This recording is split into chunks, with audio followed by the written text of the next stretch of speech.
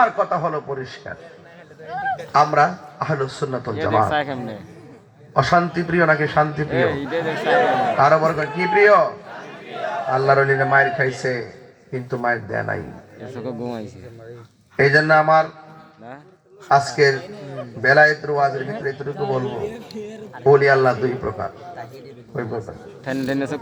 এক প্রকার হলো রিয়াজতের ওলি, আর এক প্রকার হলো মাদারজাত ওলি। মাদারজাত ওলির মধ্যে একজন ওলি ছিল গাউসুল আজম আব্দুল কাদের জিলানী। তুই লড়ছ দেখেন থেকে বক্তব্য বুঝি তো ঠেয়াটা তো বুঝোস ঠেয়াটা আলে লাগে বই তোর। আচ্ছা ঠিক আছে, যাওয়ার সময় দেখা করিস। আপনারা বলুন, এই পৃথিবীর মধ্যে একটা সন্তান মার পেটে থাকা অবস্থায় মাকে জিজ্ঞেস করে, মা আপনি কেমন আছেন?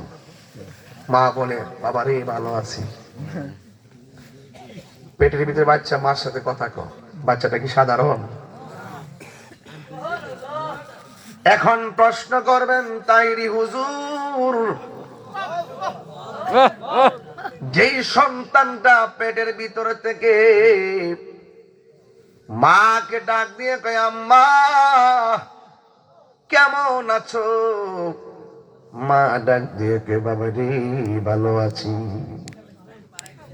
আর এখন প্রশ্ন করবেন, হুজুর, যেই সন্তানটা মার সঙ্গে কথা কই, ওই মায়ের নাম কি?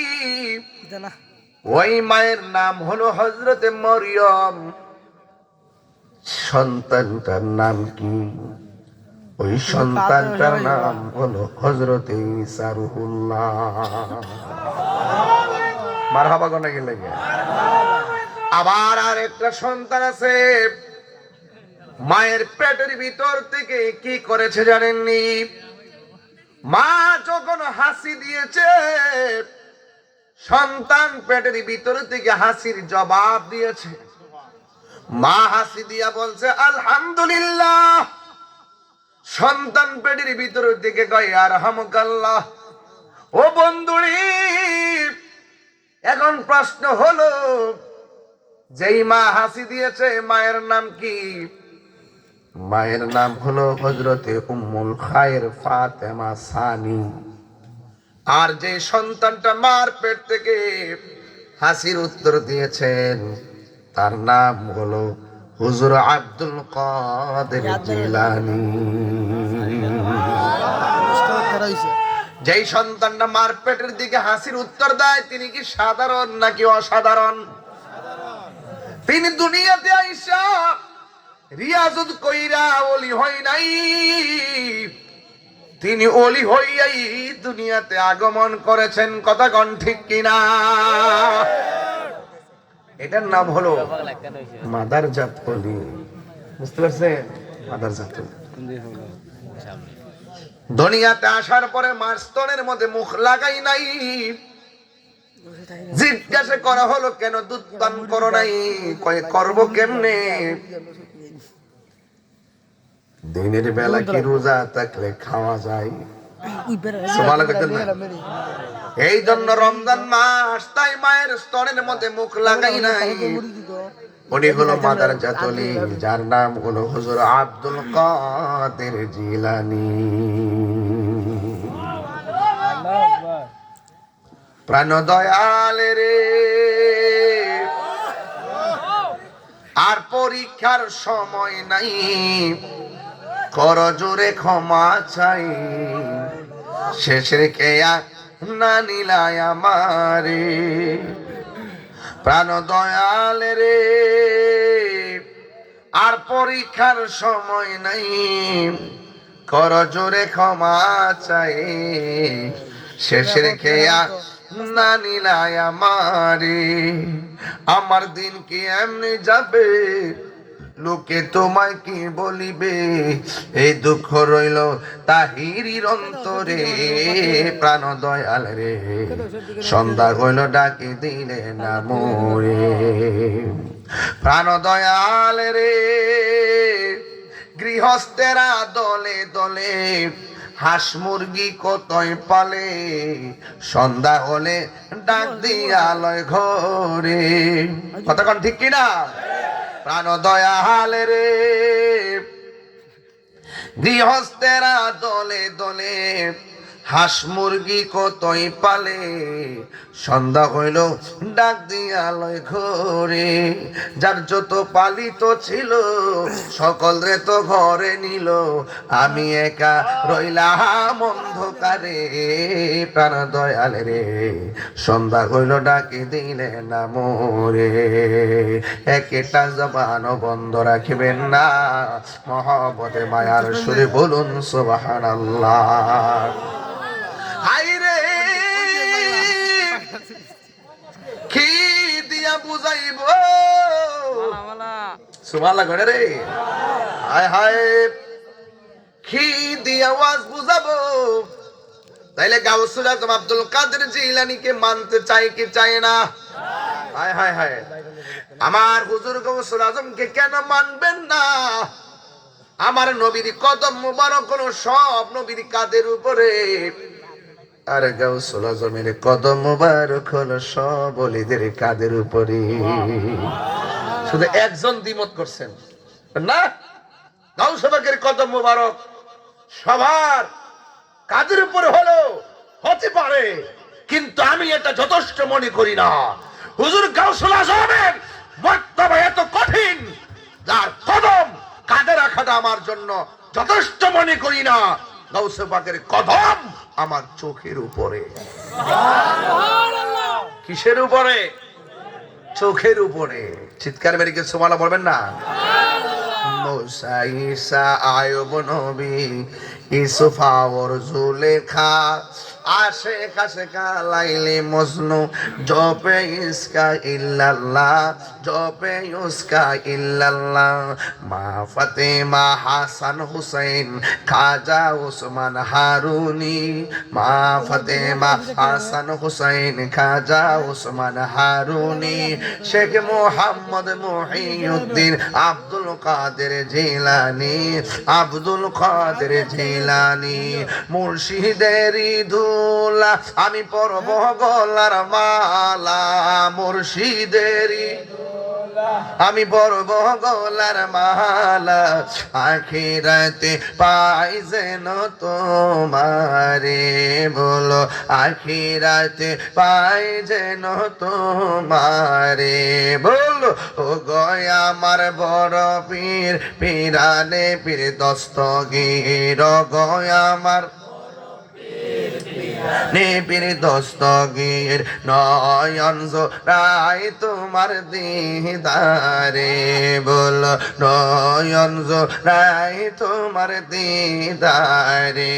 বল মুর্শিদেরই ধুলা আমি পরব গলার মালা, মুর্শিদেরই আমি পরব মালা, আখিরাতে পাই যেন তোমারে। বলো আখিরাতে পাই যেন তোমারে। একটা জবান বন্ধ রাখিবেন না, মহব্বতে মায়ার সুরে বলো সুবহানাল্লাহ। যুবক ভাইরা কেন আব্দুল কাদের জিলানী রহমাতুল্লাহ আলাইহিকে মহব্বত করবেন না গো? তিনি এত মর্তবার আল্লাহর ওলি ছিলেন। রাস্তা দিয়ে যাওয়ার সময় কোন মজলিসে গেলে একটা লোক ডাক দিয়ে কই, ডাক দিয়ে রাস্তা ক্লিয়ার করো, আর মাদারজা তলি আসতেছে, সুন্দর করে মাদুল বিছিয়ে দাও, সুন্দর করে বসার জায়গা করে দাও। কথার কথা বলছি, এই জায়গার মধ্যে 6 জন মানুষ আছে, আর এই মুহূর্তে আমি এসে ঢুকলাম। 6 জন মানুষের জবান দিয়ে কথা কইল না, আমিও কথা কইলাম না। হঠাৎ করে 6 জন মানুষের বাইরে একটা আওয়াজ শোনা যায়, কে জানে বলল রাস্তা কিরা দাও, বাদল বিছায়া দাও। যদি মানুষটারে না দেখি, মানুষের কণ্ঠটা শুধু শুনি, ওই মানুষটাকে না দেখলে বড় চিন্তায় পড়ে যাব। ছিলাম মাত্র 6-7 জন, কিন্তু আউট মানুষ ছিল না। কে এসে বলল রাস্তা ক্লিয়ার করে দাও, কে বলল সুন্দর করে মাদল বিছায়া দাও। বন্ধুরে, গাউসুল আজম আব্দুল কাদের জিলানীকে প্রশ্ন করা হয়, হুজুর, ও হুজুর, আপনি আসলেন একলা, আমরা কোনো কথা বলি নাই, কে যেন বলছে রাস্তা ক্লিয়ার করে দেওয়ার জন্য, কণ্ঠ শুনলাম, মানুষ তো দেখি নাই, আপনারা আওয়াজ করে কন, হুজুর গাউসুল আজম জানার ক্ষমতা আছে না নাই? যেজনে গাউসুল আজম সেজনে বাগদাদেওয়ালা, যেজনে গাউসুল আজম সেজনে বাগদাদেওয়ালা। হায় হায় তার কাঁধে যার চরণ যুগলে মদিনাওয়ালা, বল তার কাঁধে যার চরণ যুগল মদিনাওয়ালা, যেজনে গাউসুল আজম সেজনে বাগদাদেওয়ালা। ঠিক কিনা? আবু সালে মুসা জঙ্গি ছিলেন যার পিতা, উম্মুল খায়ের ফাতেমা ছিলেন যার মাতা, দুইজনে ছিলেন আল্লাহ নবীর প্রেমে মাতোয়ারা, দুইজনে ছিলেন আল্লাহ নবীর প্রেমে মাতোয়ারা, যেজনে গাউসুল বাগদাদেওয়ালা, যেজনে গাউসুল আজম সেজন বাগদাদেওয়ালা। আয় বড় পীর আব্দুল কাদের জিলানীর জিলানী, তোমারি নামের গুণে আগুন হইয়া যায় পানি, আয় বড় পীর আব্দুল কাদের। ঠিক কিনা? জন্ম তোমার জিলানেতে, তরিকা হই কাদিরিয়া, আবু সালে মুসা জঙ্গি আপনারই হয় যে পিতা, উম্মুল খায়ের ফাতেমা, উম্মুল খায়ের ফাতেমা আপনারই হয় জননী, তোমারি নামের গুণে আগুন হইয়া যায় পানি, আয় বড় পীর আব্দুল কাদের। নদীর পার গেল, কোথায় গেল? নদীর পারে গেল, নদীর পারে যাওয়ার পরে কে যেন আসলেন, আয়েশা ডাক দিয়ে কই, আব্দুল কাদের, দুইটা কথা বলার জন্য তোমার কাছে এসেছি।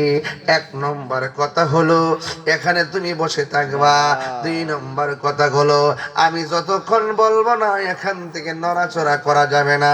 আমি যদি কাউরে বলি দাঁড়াও, এটা বড় সহজ, যদি বলি অনুমতি না দেওয়ার আগ পর্যন্ত বসতে পারবা না, তবে এটা বড় কঠিন। এটা তো একদিন পরেও হতে পারে, 2 দিন পরেও হতে পারে, 1 সপ্তাহ পরেও হতে পারে। এরপরে গাউসুল আজম বলে অসুবিধা নাই, আমি এখানে বসে রিয়াজত করব, 1 দিন নয়, 2 দিন নয়, 3 দিন নয়। লোকটা ঝলক দিয়ে পলকে হারিয়ে গেল। গাউসুল আজম বলে, এত সুন্দর চেহারা কোনদিনও দেখি নাই, এত সুন্দর চেহারার মানুষ পন্তবানে তাকায় রয়েছে, আবার কখন আসবে? জ্বালা জোড়ায় না, জ্বালা জোড়ায় না রে, কথা কোন ঠিক না?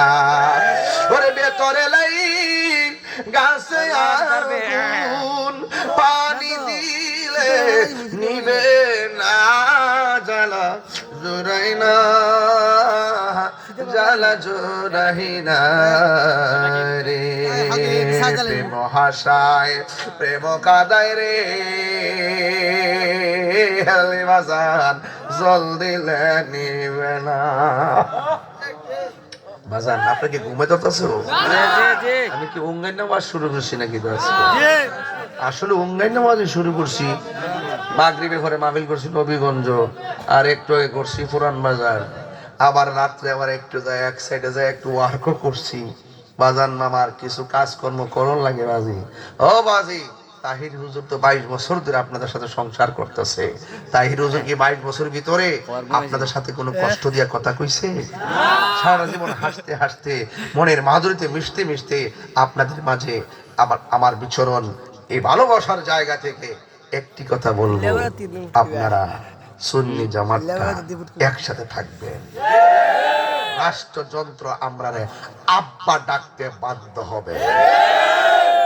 রইসুদ্দিনের বিচার এই জমিনে হবে, 90টা মাজার বাঙ্গাল হিসাবে এই জমিনে হবে, আল্লামা শহীদ ফারুকীর হিসাব বিচার এই জমিনে হবেই হবে, যদি সুন্নি জনতা ঐক্যবদ্ধ থাকে।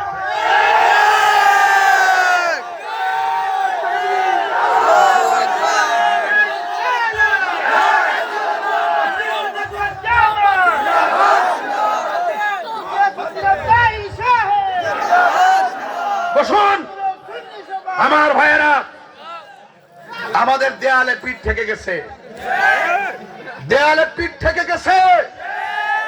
আমাদের অধিকার আমাদেরকে আদায় করতে হবে। সন্তান না কাঁদলে মা দুধ দেয় না।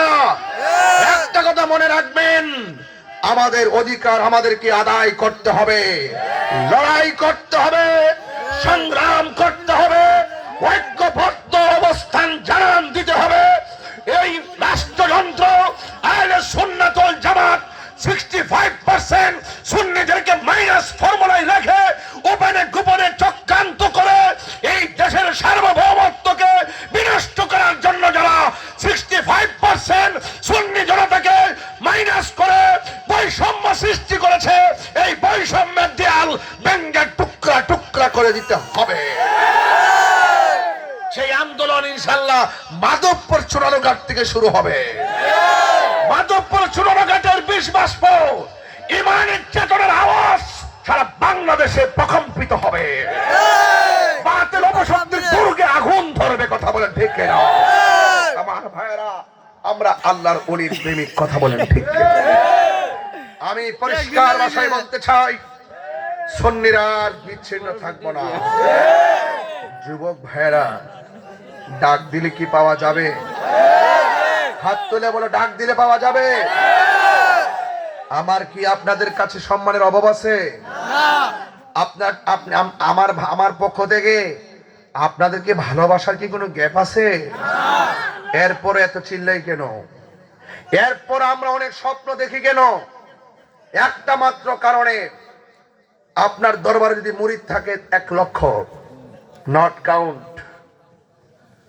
অনেক দরবারে মুরিদ 1 কোটি, নট অ্যালাউড।